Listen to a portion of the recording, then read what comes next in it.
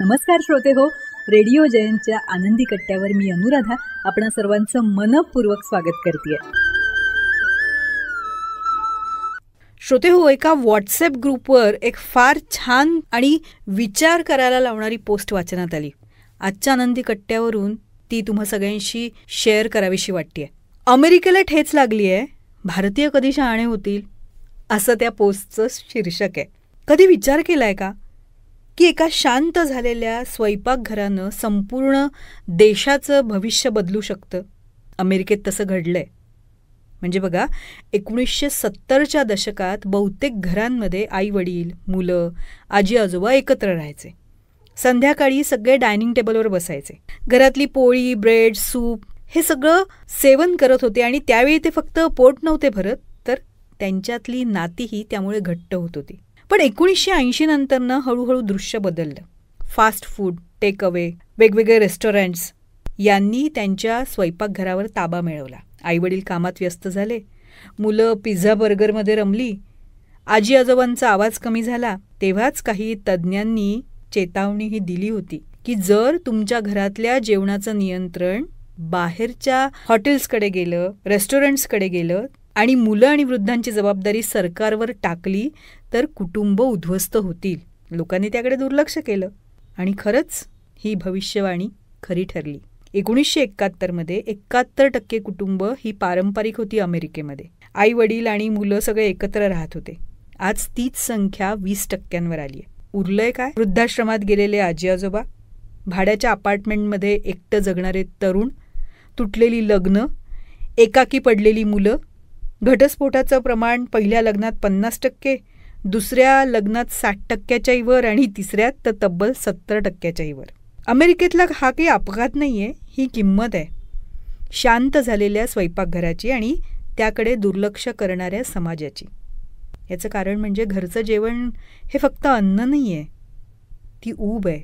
आईच्या हाताचा स्पर्श आहे त्यात, वडिलांच्या कष्टाची किंमत आहे त्याला.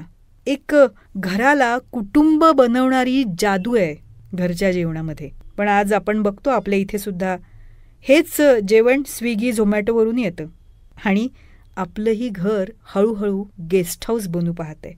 आणि याचं दुसरं रूप भयंकर म्हणजे बिघडणारं आरोग्य. फास्ट फूडच्या व्यसनामुळे अमेरिकेत स्थूलता, मधुमेह, हृदयरोग एवढ्या वेगानं वाढलेत ना की आज संपूर्ण आरोग्य उद्योग या आजारी पिढ्यांवर नफा कमवतोय. आपल्या इथे मात्र वेळ अजून गेलेली नाही आहे. जी स्वयंपाकघरं हळूहळू शांत होत आहेत ना, तिथल्या चुली पेटवायला हव्या. म्हणजे घरचं अन्न तिथे बनायला हवं. जगातल्या अनेक संस्कृतींनी हे सिद्ध केलंय. जपानी तर अजूनही एकत्र स्वयंपाक करतात, जेवतात आणि म्हणून ते दीर्घायुष्य आहेत बघा. भूमध्य समुद्रातले लोक जेवणाला पवित्र मानतात, म्हणून त्यांची नाती मजबूत आहेत. अमेरिकेची ही गोष्ट आपल्याला सावध करण्यासाठी आहे. आज आपल्या इथे सुद्धा बाहेरचं खाणं, फूड डिलिव्हरी, व्यस्त जीवन सगळं तसंच सुरू आहे, कारण आपण त्यांचं अनुकरण करू बघतोय ना. उद्या आपल्या घरातही स्वयंपाकघर शांत होऊ शकतं. म्हणूनच आपल्या स्वयंपाकघरातली चूल पुन्हा पेटवा, तिथे स्वयंपाक बनवा. सगळ्या कुटुंबांनी एकत्र जमून आनंदाने एकत्र जेवण करा, कारण आपल्या घराला कुटुंब बनवतं ते आपलं स्वयंपाकघर.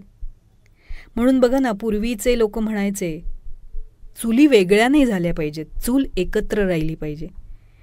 कारण चुली वेगळ्या झाल्या की कुटुंब विभागली जातात. घरातल्या चुलीमुळे कुटुंबाचं अस्तित्व टिकून असतं. म्हणूनच आता आपण ठरवायचंय आपल्या घराला आपण कुटुंब बनवायचंय, त्याच्या प्रेमळ बंधनात बद्ध करायचंय की घराला गेस्ट हाऊस बनवायचंय. चॉईस आपला आहे, पण हा विचार करण्यासारखा आहे, हो ना?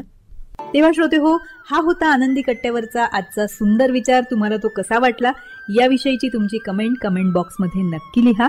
आणि त्याचबरोबर रेडिओ जयंतचे दर्जेदार कार्यक्रम ऐकण्यासाठी रेडिओ जयंत लाईक करा, शेअर करा आणि सबस्क्राईब करा. रेडिओ जयंतचं सबस्क्रिप्शन फ्री आहे. आणि त्याचबरोबर नोटिफिकेशनसाठी बेल आयकॉनवर क्लिक करायला सुद्धा विसरू नका.